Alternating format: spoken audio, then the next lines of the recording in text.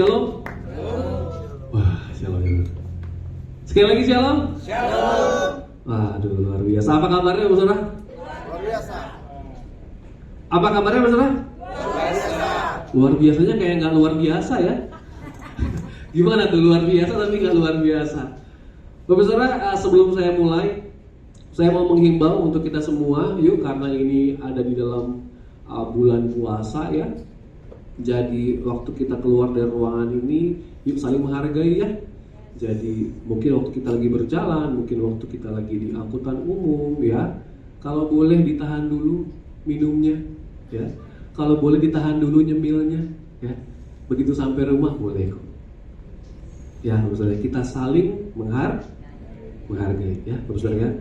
Hari ini sesuai dengan tuntunan yang Tuhan taruh di hati saya, Bapak Saudara, bulan lalu waktu di MDPJ, Tuhan taruh kuat sekali berbicara tentang satu topik yang selama saya melayani firman tidak pernah atau belum pernah saya bahas. Jadi bersukacita Bapak Saudara, ini pertama kalinya nih saya menyampaikan ini. Amin. Ya, tapi sepanjang perjalanan beberapa minggu kemarin, saya merasa bahwa ini saya mendapat konfirmasi demi konfirmasi bahwa memang topik ini yang harus sampaikan. Ya, bahkan di MDPJ kemarin, gembala kita Pak Niko pun sekali lagi menyinggung tentang ini. Jadi saya bilang, iya Tuhan, ini sudah konfirmasi demi konfirmasi. Jadi saya tidak percaya kita harus belajar tentang ini. Hari ini kita akan berbicara mengenai uang. Secara spesifiknya mengenai perpuluhan. Ya, Saudara ya. Banyak orang yang sensitif nih. Ya kan? Banyak orang yang sensitif mengenai perpuluhan. Padahal setahun sekali aja belum tentu nih tema ini disampaikan. Ya, Saudara ya. Saya bilang Alkitab itu berisi keselamatan, pengampunan, juga tentang uang dan perpuluhan. Jadi kita sebagai murid nggak bisa pilih-pilih. Saya mau cuma belajar tentang keselamatan, pengampunan, berkat, tapi saya nggak mau belajar tentang yang ini. Nggak bisa seperti itu. Colek kiri kanannya bilang jangan pilih-pilih. Colek kiri kanannya nggak apa-apa bilang jangan pilih-pilih. Ya, Saudara ya. Terima semuanya karena kita emang nggak bisa pilih-pilih, Saudara. Ya, saya mau buka dengan satu kesaksian, Saudara. Bagi saya pribadi, menyampaikan hal ini pun adalah hal yang berat. Berat, kenapa? Karena buat yang kenal saya ini orang yang tidak suka ngomongin uang. Saya nggak suka sekali ngomongin uang. Kenapa? Karena waktu kecil saya pernah melihat bagaimana orang tua saya direndahkan hanya karena uang. Saya melihat bagaimana keluarga saya berkelahi, berantem, gak akur hanya karena uang. Oleh karena itu saya tuh nggak suka ngomongin uang. Ya, tapi waktu Tuhan taruh di hati saya ngomongin tentang ini, saya bilang gini, oke Tuhan, kita semua belajar. Amin. Bapak sudah belajar, saya pun belajar. Ya, kenapa? Karena yang namanya murid pasti belajar. Ya, apalagi yang murid-murid anak-anak kita lakukan di sekolah, ya belajar. Ya, Bapak Saudara ya. Sebelum kita ke sana, sebelum kita ke perpuluhan, saya mau buka satu ayat yang sungguh luar biasa. Boleh Rex? PowerPoint-nya ikutin saya ya. Di Yohanes 3 ayat 16 dikatakan seperti ini, Saudara. Karena begitu besar kasih Allah ke dunia ini, sehingga Ia telah mengaruniakan anaknya yang tunggal, supaya setiap orang yang percaya kepadanya tidak binasa, melainkan beroleh hidup yang kekal. Semua udah pernah dengar ayat ini, Saudara. Semua sudah pernah dengar ayat ini. Tapi dalam versi Inggris dikatakan seperti ini. Mudah-mudahan kebaca ya, Saudara ya. Dalam versi Inggris dikatakan, For God so loved the world, ya, that He gave His only Son. Karena Tuhan begitu mengasihi dunia sehingga Dia memberikan anaknya yang tunggal. Ya, lihat Saudara, waktu Tuhan mengasihi, tindakannya apa? Memberi, ya kan? Waktu Dia mengasihi, tindakan kasihnya adalah memberi. Saya mau bilang, kekristenan dan memberi itu dua hal yang tidak bisa dipisahkan. Kenapa? Karena dari awal Tuhan sudah memberi terlebih dahulu. Tuhan sudah memberikan yang terbaik. Jadi Yesus datang ke dunia ini, Dia mencontohkan begini loh cara mengasihi. Dengan cara apa? Memberi. memberi yang terbaik, dia mengorbankan nyawanya, dia memberi nyawanya di kayu salib untuk kita. Ya, saudara. Saya bersuka cita hari ini setelah beberapa bulan tidak bertemu, akhirnya Ibu Via bisa ada bersama dengan kita. Ya, saudara, boleh kasih tepuk tangan buat Tuhan ya. Saya mau bilang ini Ibu Via, walaupun kita nggak bertemu di minggu-minggu lalu, tapi Ibu, Bapak Ari selalu ada dalam doa pagi kami. Ya, saya berdoa, kita semua berdoa supaya kandungannya baik, kandungannya sehat, semua dijalani dengan baik. Saya berdoa yang paling penting supaya Bapak Ari sabar. Ya, ya saudara ya. Senang sekali saya akhirnya bisa ketemu lagi. Ya, sekali lagi saudara, kekristenan dan memberi dua hal yang tidak bisa dipisahkan. Kenapa? Karena dari awal kita sudah diberi terlebih dahulu. Mengerti, katakan amin. Ya, saudara. Di Matius 22 ayat 36 sampai 39 dikatakan seperti ini. Ada di PowerPoint, Pak? Ya, klik. Tes. Nah, ya. Matius 22 ayat 36 sampai 39 dikatakan seperti ini. Guru, hukum manakah yang terutama dalam hukum Taurat? Ini murid-murid bertanya nih. Murid-murid bertanya kepada Yesus, Guru, dalam hukum Taurat yang mana nih yang paling utama? Ya, jawab Yesus kepadanya, kasihilah Tuhan Allahmu dengan segenap hatimu dan dengan segenap jiwamu dan dengan segenap akal budimu. Itulah hukum yang terutama dan yang pertama. Dan hukum yang kedua, hal yang sama dengan itu ialah kasihilah sesamamu manusia seperti dirimu sendiri. Ya, saudara ya. Jadi waktu kita mengerti bahwa, boleh mundur satu, saya kelupaan, mundur satu. Waktu kita mengerti bahwa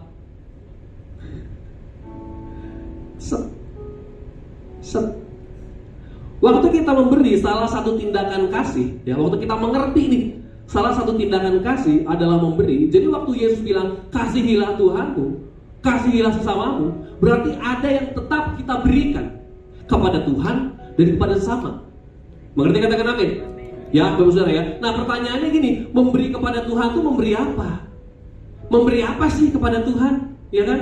Di Roma 12 ayat 1 dikatakan seperti ini, karena itu saudara-saudara, demi kemurahan Allah aku menasihatkan kamu supaya kamu mempersembahkan tubuhmu. Mempersembahkan tubuhmu sebagai persembahan yang hidup, yang kudus dan yang berkenan kepada Allah. Itu adalah ibadahmu yang sejati. Mempersembahkan tubuhmu. Bapak Saudara, dalam konteks perjanjian lama, mempersembahkan tubuh itu adalah hal yang biasa dilakukan. Hal yang sangat biasa dilakukan, mempersembahkan tubuh. Tapi bukan tubuh manusia, melainkan tubuh kambing, domba, burung, sebagai apa? Korban bakaran, korban persembahan. Jadi mempersembahkan tubuh itu adalah hal yang biasa di perjanjian lama, tapi bukan tubuh manusia. Memang Abraham pernah disuruh sama Tuhan, persembahkan anakmu Ishak kepadaku. Memang Tuhan pernah suruh. Tapi kita tahu itu pun tidak terjadi, betul? Tuhan gantikan dengan anak domba, betul? Ya, Bapak. Jadi kata mempersembahkan tubuh itu enggak plek-plek hanya tubuhnya aja, enggak. Tapi dikatakan persembahkan dirimu, hidupmu, semuanya persembahkan kepada Tuhan. Persembahkan semuanya, termasuk dengan harta yang kamu punya, termasuk dengan uang yang kamu punya. Waduh, ngomongin perpuluhan mukanya tegang sekali, saudara. Beberapa waktu yang lalu saya sempat diskusi dengan salah satu mentor, saudara, di Sentul, di pusat ya. Saya bilang, saya pun belajar, saudara. Sebelum saya menyampaikan ini, saya pun belajar. Saya bertanya bagaimana pandangan GBI Gatsu tentang ini. Saya belajar bagaimana pandangan GBI tentang ini, dan saya mempelajari dalam Alkitab. Beberapa teman-teman bilang gini, Pak Gem David, kalau waktu menyampaikan ini muka jemaat tegang, berarti mereka memperhatikan. Tapi kalau mukanya senyum-senyum, berarti mereka tidak memperhatikan. Gak apa-apa, saudara, muka kita semua tegang, yang penting kita ngerti kepada firman Tuhan. Amin. Soalnya kiri kanan bilang gak apa-apa. Soalnya kiri kanan gak apa-apa. Ya, Bapak Saudara ya. Hari ini kita mau belajar 3 hal mengenai perpuluhan, Bapak Saudara. Ya, boleh next. 3 hal mengenai perpuluhan. Sebenarnya kalau kita ngomongin perpuluhan, wah, Bapak Saudara, saya pelajari, waduh, luas sekali. 1 bulan saya belajar ini masih belum selesai. Karena banyak sekali yang bisa dibahas. Tapi hari ini kita bahas 3 aja bener ya. Kalau terlalu banyak nanti kita sampai jam 3 sore di sini. Ya, 3 hal mengenai perpuluhan. Yang pertama, perpuluhan itu dalam bahasa Ibrani Bapak Saudara disebutnya ma'aser atau ma'asar. Ya, dalam bahasa Inggris disebutnya tithe atau payment of a 10 part, memberi, mempersembahkan atau membayar 1/10 bagian. Ya, jadi dari semua yang kita terima, 10% yang kita kembalikan kepada Tuhan, 90% yang kita yang kelola. Ya, Bapak Saudara ya. Dan kalau kita ngomongin perpuluhan, biasanya kita akan mengingat Bani Lewi, benar nggak? Biasanya kalau kita ngomongin perpuluhan, kita akan langsung teringat, oh orang Lewi nih, atau oh suku Lewi nih. Kenapa? Karena di Bilangan 18 ayat 21 dikatakan seperti ini, mengenai Bani Lewi, sesungguhnya aku berikan kepada mereka segala persembahan perpuluhan di antara orang Israel sebagai milik pusakanya untuk membalas pekerjaan yang dilakukan mereka, pekerjaan pada kemah pertemuan. Saya ceritakan konteksnya, Bu Saudara ya. Kalau kita ngomongin firman Tuhan, apalagi ngomongin tentang hal yang sensitif, konteks itu penting sekali. Ya, saya ceritain konteksnya. Pada zaman itu ada 12 suku bangsa Israel. Ada 12. Lalu Tuhan memberikan harta warisan atau memberikan bagian warisan kepada masing-masing suku supaya mereka nggak berantem. Berupa apa? Berupa tanah. Ya, jadi dari 12 ini Tuhan berikan, Bani ini kamu di sini, Bani ini kamu di sini, Yehuda kamu di sini, apa segala macam. Pokoknya semua dibagi. Tapi ada yang nggak dapat nih. Satu suku ini nggak dapat nih. Suku Lewi. Suku Lewi nggak dapat tanah nih. Kenapa?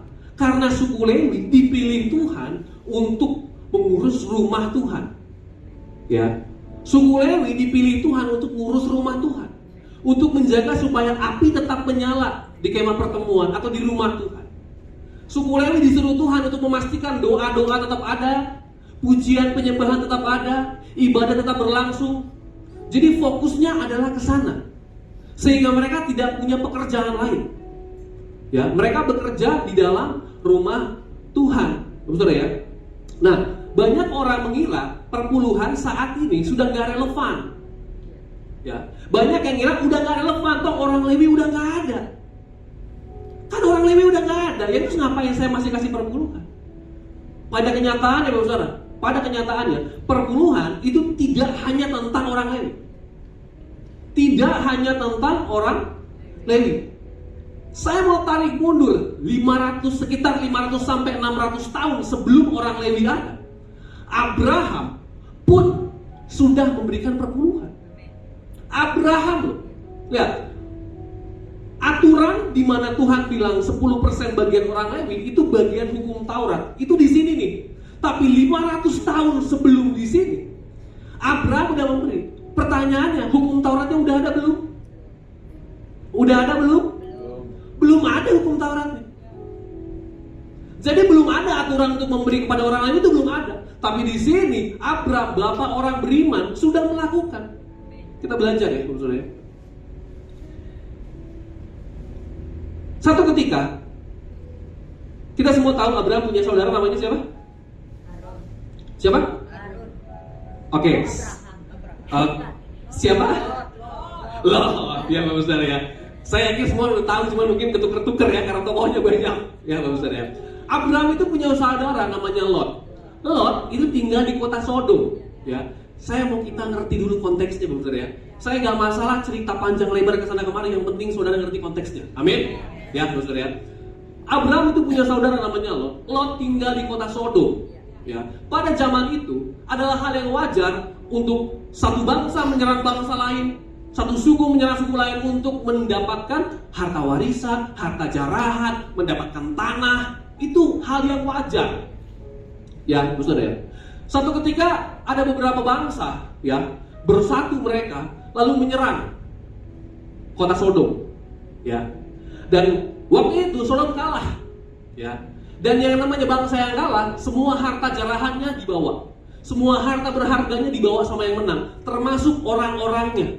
Orang-orangnya dibawa sebagai tawanan perang. Jadi saat itu waktu kota Sodom kalah, semua yang ada di kota Sodom dibawa pulang sama yang menang, ya kan? Termasuk Lot. Lot dibawa sebagai tawanan. Nah, ada satu orang yang berhasil kabur dan datang kepada Abram. Dia bilang gini, Abram, namanya belum Abraham loh, masih Abram. Abraham, saudaramu Lot itu dibawa jadi korban jadi tawanan. Kenapa? Karena kota Sodom kalah. Wah, Abraham bilang, wah saudara saya nih, ya kan? Lalu apa yang Abraham lakukan? Abraham mengumpulkan 318 orang yang ahli berperang. 318 bersama dengan dia, yuk kita selamatkan Lot. Jadi waktu itu ya udah ada Mission Impossible tuh udah ada, udah ada misi penyelamatan tuh udah ada dari zaman dulu tuh udah ada. Ya, Abraham berjalan bersama 318 orang lalu mereka bertempur ya, saudara, berperang dengan semua yang menawan Lot. Sampai akhirnya Abraham menang dan Lot dibawa beserta dengan harta jarahannya. Sekali lagi, pada zaman itu kalau kita menang perang, harta yang ada di situ bagian kita. Jadi Abraham mengambil Lot dan juga mengambil harta jarahannya. Lalu dia kembali pulang. Oke, kita masuk ke ayat 18. Melkisedek, Raja Salem, ya, atau Salem. Salem ini yang nantinya akan disebut Yerusalem. Salem itu artinya damai, saudara ya. Melkisedek, Raja Salem, membawa roti dan anggur. Ia seorang apa? Ia seorang apa? Ia seorang imam Allah yang Maha Tinggi. Lalu ia memberkati Abram, katanya.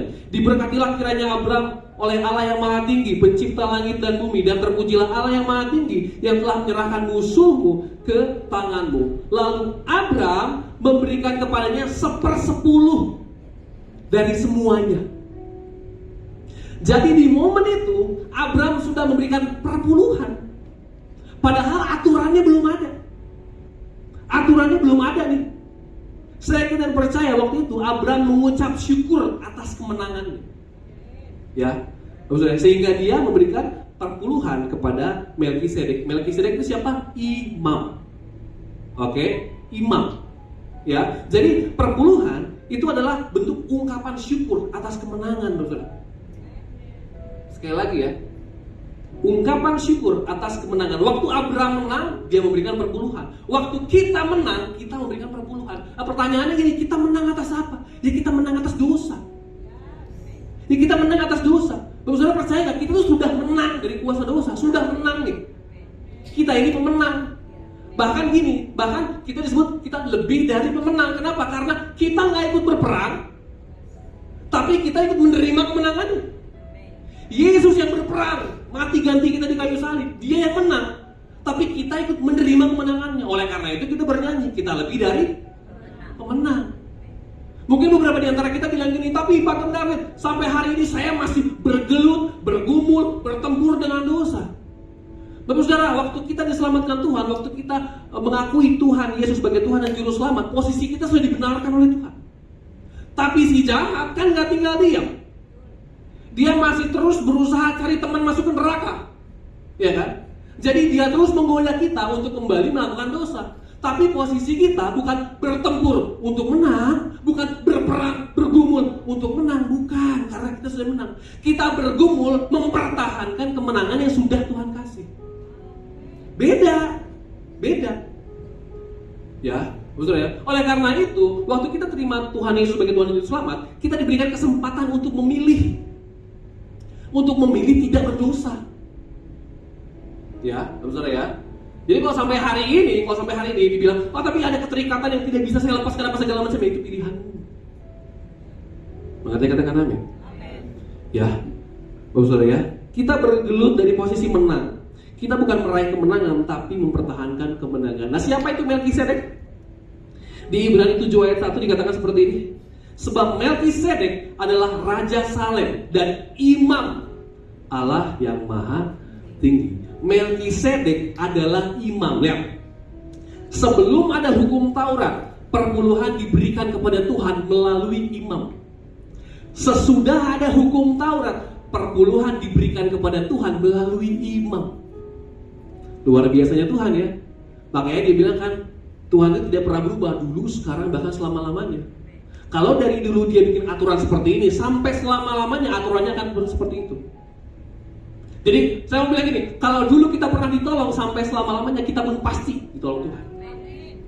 Ya, saudara ya. Nah, waktu kita ngerti perpuluhan itu diberikan kepada orang Lewi, pertanyaannya kan gini, kenapa Lewi? Ya kan? Kenapa nggak suku yang lain? Kenapa nggak Yehuda? Kenapa harus Lewi?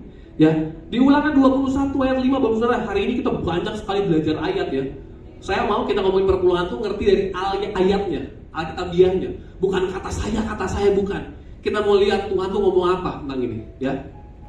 Di Ulangan 21 ayat 5 dikatakan seperti ini, imam-imam Bani Lewi haruslah tampil ke depan, sebab mereka lah yang dipilih Tuhan Allahmu untuk melayani Dia. Lihat, mereka lah yang dipilih Tuhan Allahmu untuk melayani Dia dan untuk memberi berkat demi nama Tuhan. Menurut putusan mereka lah setiap perkara dan setiap hal luka melukai harus diselesaikan.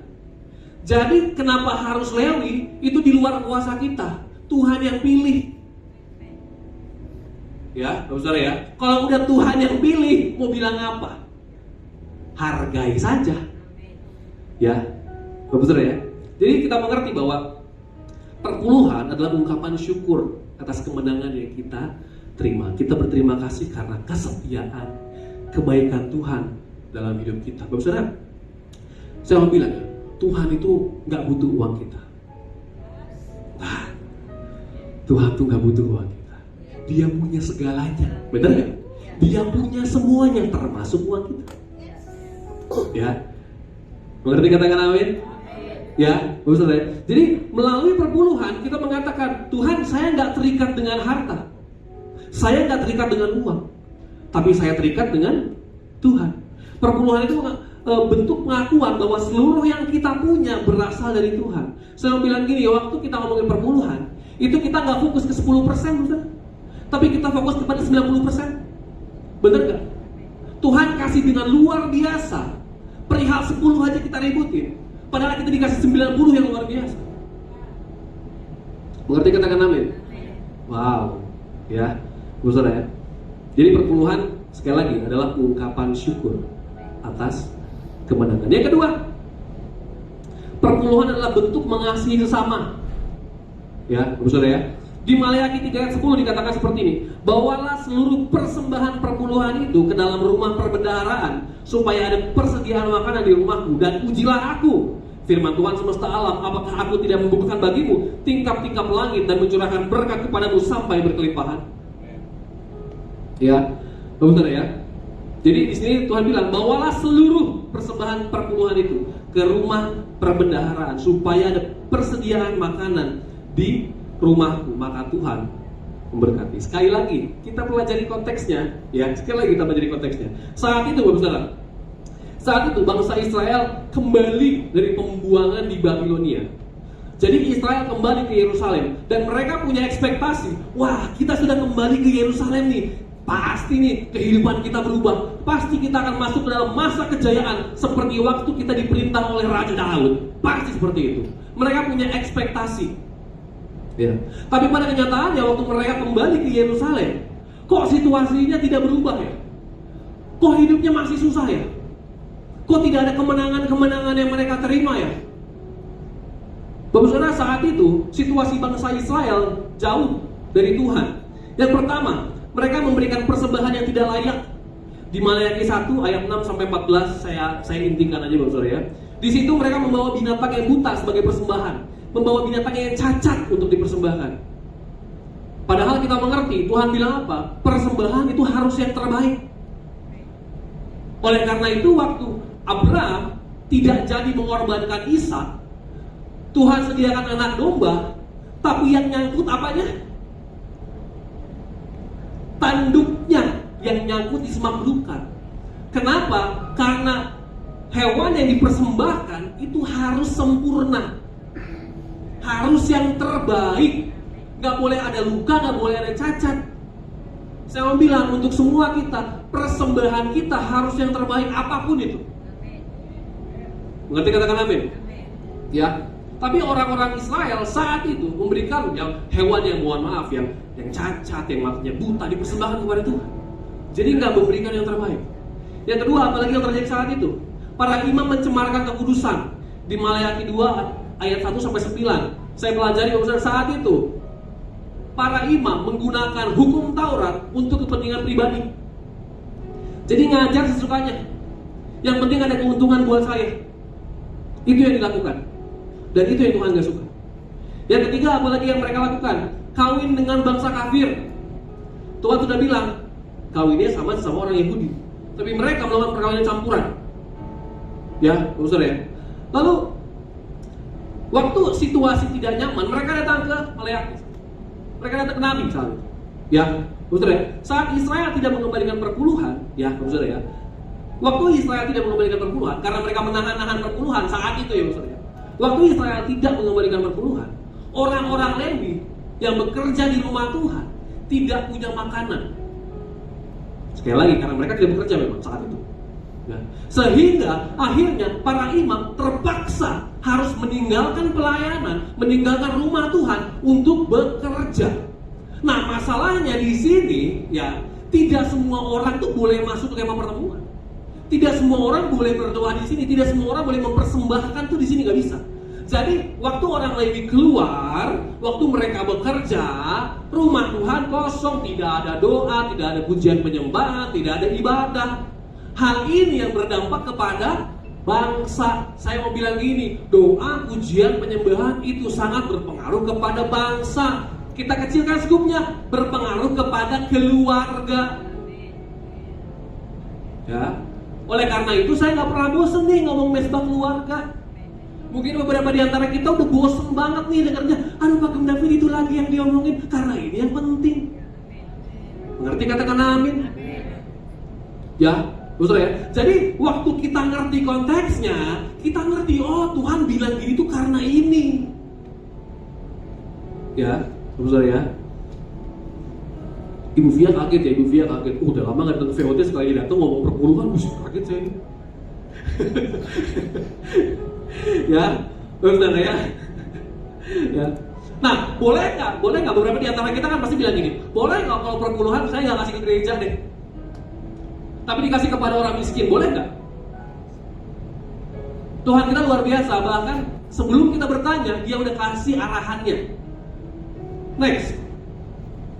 Di Ulangan 26 ayat 12 dikatakan seperti ini. Apabila dalam tahun yang ketiga, tahun persembahan perpuluhan, engkau sudah selesai mengambil segala persembahan perpuluhan dari hasil tanahmu, maka haruslah engkau memberikannya kepada orang Lewi, orang asing, anak yatim, dan kepada janda, supaya mereka dapat makan di dalam tempatmu dan menjadi kenyang. Boleh nggak dikasih ke orang miskin? Boleh. Tapi Tuhan sudah kasih semua aturannya. Perpuluhan untuk orang miskin atau orang tidak mampu itu di tahun ketiga.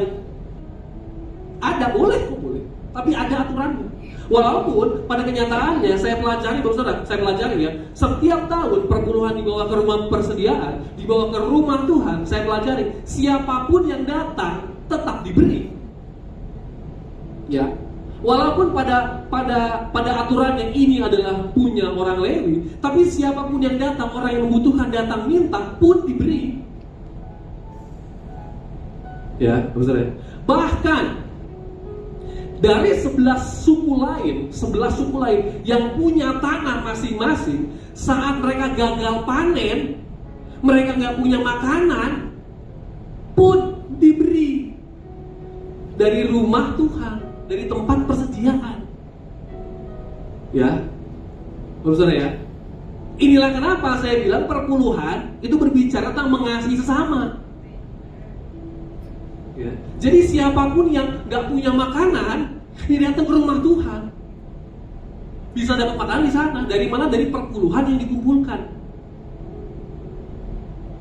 Ya, saudara ya. Jadi ini adalah bentuk mengasihi sesama. Bukankah ini adalah hukum Taurat yang paling penting? Tuhan bilang, kasihilah sesamamu. Yang pertama kasihilah Tuhanmu, yang kedua kasihilah sesamamu. Ya, ini bentuknya. Ya, saudara ya. Saya mau bilang ini, saudara, perpuluhan itu bentuk ketaatan. Ya, kita sedang mengasihi sesama kita, itu hukum terutama dan utama. Ya. Dan waktu kita mengasihi sesama, memberkati sesama, Tuhan pun tidak segan memberkati kita. Pasti dong, pasti. Ya, saudara ya. Yang ketiga, bahwa perjanjian baru tidak membatalkan perpuluhan. Beberapa di antara kita kan bilang gini, oh tapi zaman Yesus nggak pernah dibahas kok perpuluhan. Kita udah hidup di zaman kasih karunia nih, perjanjian baru nih, udah nggak perlu lihat ke sana lagi. Kita belajar ya. Di Matius 23 ayat 23 dikatakan seperti ini, celakalah kamu, hai ahli-ahli Taurat dan orang-orang Farisi, hai kamu orang-orang munafik, sebab perpuluhan dari selasih, adas manis dan jintan kamu bayar, tetapi yang terpenting dalam hukum Taurat kamu abaikan, yaitu keadilan dan belas kasihan dan kesetiaan. Yang satu harus dilakukan dan yang lain jangan.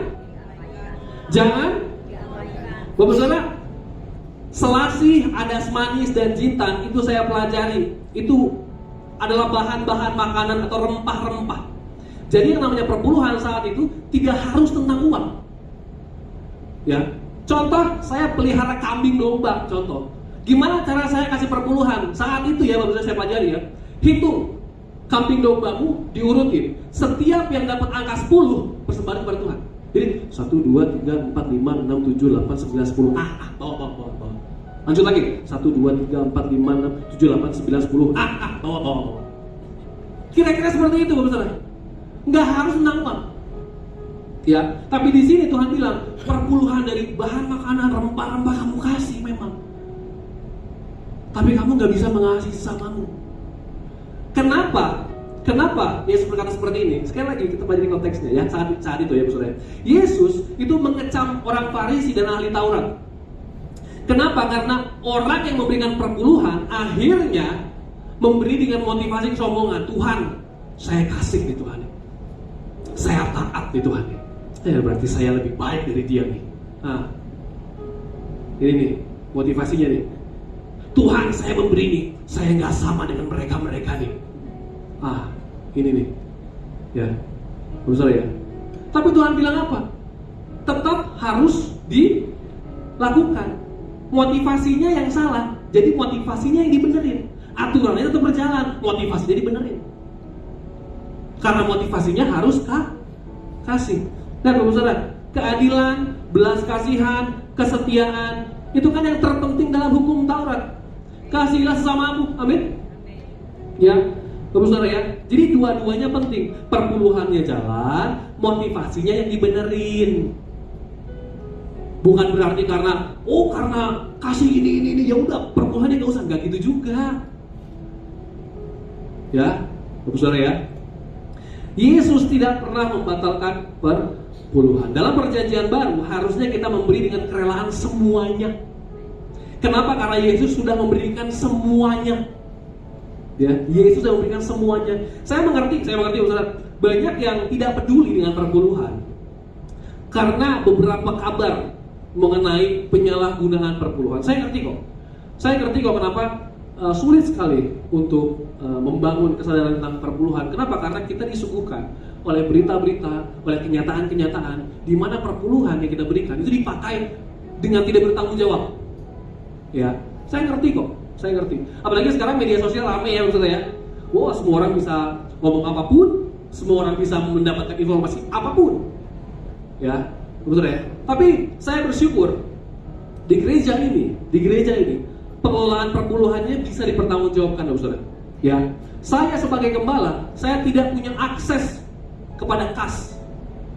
Sekali lagi, saya sebagai gembala, saya tidak punya akses kepada kas. Bapak Saudara, bendahara gereja ini adalah Ibu Amel, Tante Amel. Silakan tanya. Saya tidak punya akses kepada kas. Bahkan saya bisa bilang gini, bahkan saya tidak pernah menerima dari perpuluhan. Saya tidak pernah menerima dari gereja ini. Benar? Ya, Bapak Saudara, supaya kita clear. Kenapa? Karena saya menganggap semua kita adalah saudara, adalah keluarga.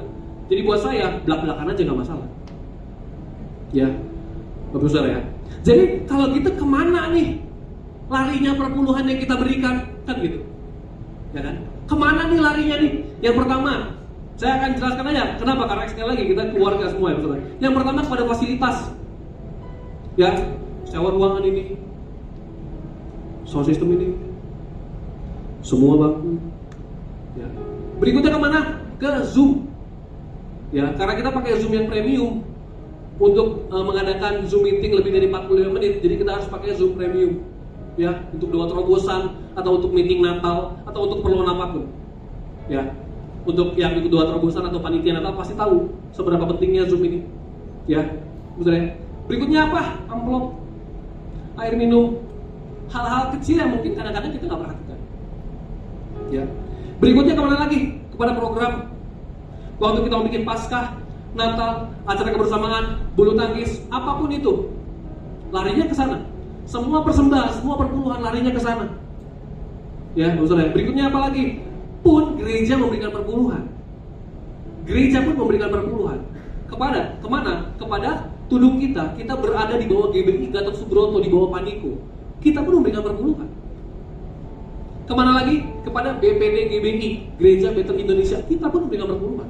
Kenapa? Karena kita berada di bawah tudung mereka. Ya. Dan yang paling penting adalah pelayanan. Kemana persembahan dan perpuluhan kita pergi? Ke dalam pelayanan. Pelayanan misi, pelayanan diakonia. Ya, saudara. Saudara, mungkin banyak di antara kita yang nggak tahu ya.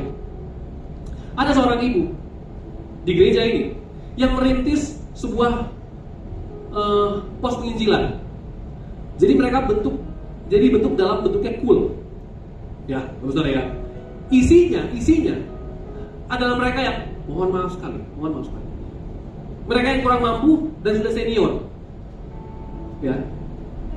Dan setiap mau mengadakan cool, mereka diberikan sesuatu waktu pulang. Kenapa? Karena mereka mohon maaf sekali, memang posisinya perlu dibantu memang. Ya. Jadi gereja mengeluarkan dana ke sana. Mungkin gak banyak yang tahu, tapi saya mau bilang bahwa gereja ini memberikan ke sana. Ya, supaya kita ngerti kemana sih memang uang yang saya kasih ini loh. Ya, sekali lagi di sini tidak ada kata-kata Bapak Gembala, tidak ada. Bapak Saudara boleh cek ke Ibu Amel, ke Bapak Rusli, tidak ada. Ya, waktu kita memberi, kita sedang mengasihi orang, baik di gereja ini maupun di luar gereja ini. Ya, Saudara ya. Tapi kan gini. Beberapa di antara kita mungkin bilang ini, tapi kan Paulus bilang, Pak Pendeta, di perjanjian baru, berilah dengan kerelaan, memberi dengan kerelaan. Kita belajar konteksnya, ya, saudara ya. Di 2 Korintus 9 ayat 6-8 dikatakan seperti ini, camkanlah ini, orang yang menabur sedikit akan menuai sedikit juga, dan orang yang menabur banyak akan menuai banyak juga. Hendaklah masing-masing memberikan menurut kerelaan hatinya, jangan dengan sedih hati atau karena paksaan. Sebab Allah mengasihi orang yang memberi dengan sukacita. Dan Allah sanggup melimpahkan segala kasih karunia kepada kamu, supaya kamu senantiasa berkecukupan di dalam segala sesuatu dan malah berkelebihan di dalam pelbagai kebajikan. Kita belajar di konteksnya, saudara. Judul perikopnya ayat ini, judul perikopnya dalam terjemahan baru dikatakan pengumpulan uang untuk Israel. Dalam terjemahan sederhana Indonesia, judul perikopnya adalah dorongan untuk membantu saudara seiman yang berkekurangan. Jadi ini tidak ngomongin perpuluhan. Ya, saudara ya. Bahkan di 2 Korintus 9 ayat 1, di ayat sebelumnya dikatakan seperti ini, sesungguhnya dalam surat ini saya, Paulus, tidak perlu mendorong kalian untuk ikut ambil bagian dalam pelayanan dana bagi umat Allah di Yerusalem. Jadi Paulus tidak sedang berbicara tentang perpuluhan, tapi persembahan sukarela. Perpuluhan berbicara tentang ketaatan, persembahan sukarela berbicara tentang kerelaan. Ya, maksudnya ya. Saya berharap lepas hari ini, semua hal yang kita dengar di media sosial atau pengajaran-pengajaran, kita cek sendiri kebenarannya. Pelajari konteksnya, saudara. Konteks itu penting, latar belakang itu penting. Kenapa ayat ini ditulis? Siapa yang ngomong ke siapa? Kondisi saat itu seperti apa? Itu penting. Supaya kita nggak asal ambil comot terus dipakai untuk pembenaran diri. Berarti katakan amin. Waduh, di belakang ada yang mulai garuk-garuk nih. Aduh, gak nyaman nih. Ya, maksudnya. Saudara, saya ngomong seperti ini bukan berarti semua memberikan di sini. Enggak seperti itu. Saya sudah menyampaikan respon bagian masing-masing. Waktu adik saya Boni mau menikah, sebelum menikah, saya bilang sama Boni dan Dina bilang gini, bergereja boleh di mana saja. Kalau kalian nyaman atau kalau kalian dapat dari Tuhan tidak di gereja ini, nggak apa-apa. Tapi esensi ibadah harus ada. Sebelum menikah harus sudah firm di mana akan beribadah. Sama dengan waktu Tamrin dan Nia datang untuk ngomong mereka mau menikah, benar ya? Saya bilang bergereja silahkan di mana saja, nggak harus di sini. Tapi esensi ibadah harus dilakukan. Pun demikian dengan perpuluhan. Saya mau bilang sama saudara, memberi perpuluhan terserah di mana saja, terserah di gereja mana saja, nggak perlu di gereja ini, nggak apa-apa. Tanya Tuhan gerakan di mana? Puji Tuhan kalau Tuhan gerakan di tempat ini. Tapi kalau Tuhan gerakan di tempat lain, saya mau bilang yang penting esensi perpuluhannya dilakukan. Mengerti katakan amin? Saudara, saya tutup dengan kesaksian ya. Kemarin hari Sabtu ada seorang menelpon saya, seorang mentor dari SITC, dari tim pengajaran, menelpon saya. Terus dia bilang gini, Fit, Om mau tanya nih, kenapa sih David capek-capek nyinjil? Kenapa sih David capek-capek menuai, menginjil, menuai, memberitakan amanat agung? Kenapa sih? Kenapa sih capek-capek kerjain itu? Saya bilang gini, oh iya dong Om, ini kan perintah Tuhan. Mantap banget saya jawabnya, saudara. Oh iya dong, ini kan perintah Yesus, amanat agung, emang perintah. Lalu pertanyaan berikutnya bikin saya kaget. Dia tanya gini, kalau ini bukan perintah, kamu masih mau lakukan gak? Kalau Tuhan gak pernah memerintahkan untuk menjadi saksi Tuhan, untuk mengabarkan karya keselamatan, kalau Tuhan gak pernah perintahkan, kamu masih mau lakukan gak?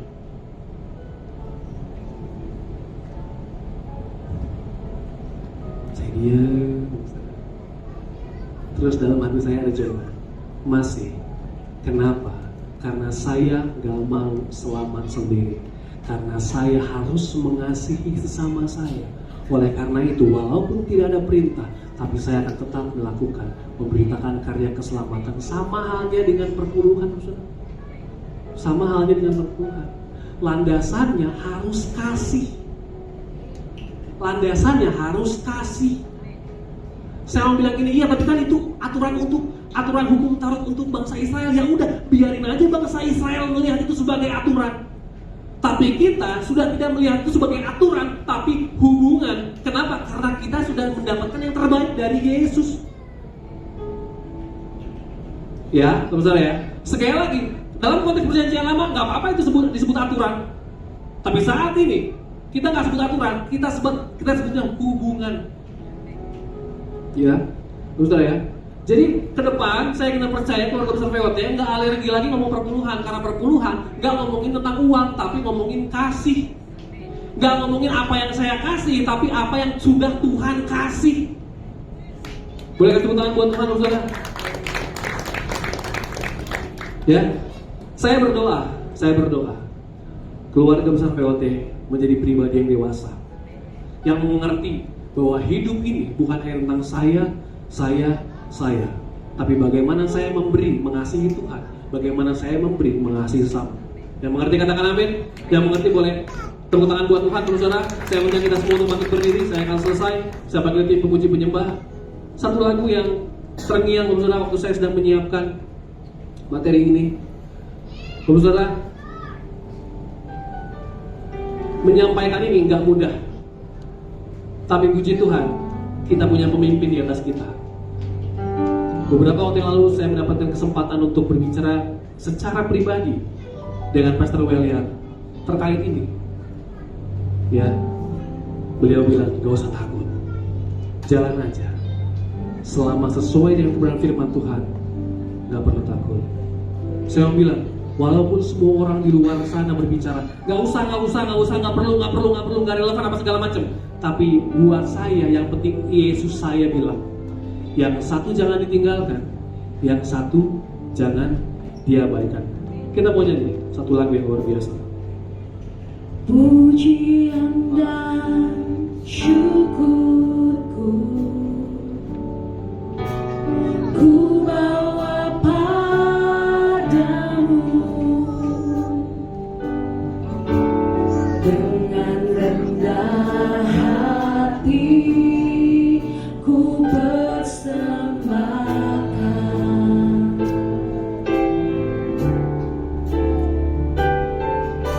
Sadar bila ku ada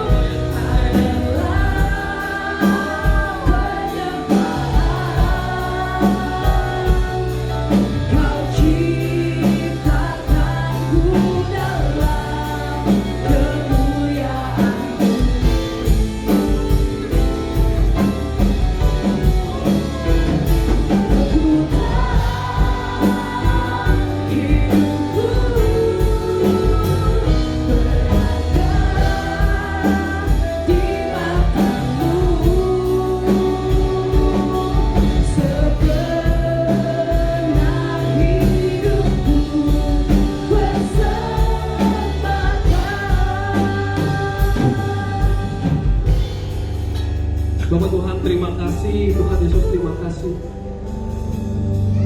Kami mau deklarasikan Tuhan bahwa sepanjang hidup kami Tuhan, seluruh apa yang kami punya adalah daripada Tuhan, adalah punya kemuliaan Tuhan. Biar semua kami gunakan Tuhan Yesus untuk menyenangkan hati-Mu Tuhan. Karena itu kerinduan kami Tuhan Yesus, Kau pakai hidup kami menjadi alat-Mu Tuhan, yang menyenangkan hati-Mu Tuhan. Terima kasih Bapak, terima kasih. Ajar kami untuk mengerti bahwa kami bukan pemilik, kami hanyalah penilik, kami hanyalah pengelola, tapi Engkau yang punya semuanya Tuhan Yesus. Terima kasih Bapak, terima kasih, terima kasih. Hamba berdoa Tuhan, biar semua kami Tuhan Yesus menjadi penuai-penuai yang mengerti akan kebenaran firman Tuhan, penuai-penuai yang mengasihi Tuhan, penuai-penuai yang mengasihi sesama, bukan hanya dengan perkataan, bukan hanya dengan ucapan, tapi juga melalui tindakan-tindakan kami. Hamba berdoa Tuhan, biar tahun ini Engkau Tuhan Yesus memperlihatkan kepada kami semua bagaimana Engkau sanggup membuka tingkap-tingkap langit, mengisi lumbung-lumbung kami Tuhan Yesus, sehingga kami tidak perlu khawatir untuk apapun juga, sehingga kami tidak perlu berpikir untuk memberikan, untuk taat kepada perintah-Mu. Terima kasih Bapak. Tuhan, hamba-Mu gak pandai menyampaikan isi hati-Mu, tapi Roh Kudus terus tuntun kami, berikan pengertian kepada kami, ajar kami bukan hanya menjadi pendengar, tapi menjadi pelaku firman. Kami yakin dan percaya Tuhan, tahun ini suatu yang luar biasa terjadi dalam kehidupan kami, dalam pekerjaan kami, dalam kesehatan kami, dalam studi kami, karena kami tahu Engkau yang terbaik dan terlebih dahulu memberi yang terbaik bagi kami. Terima kasih.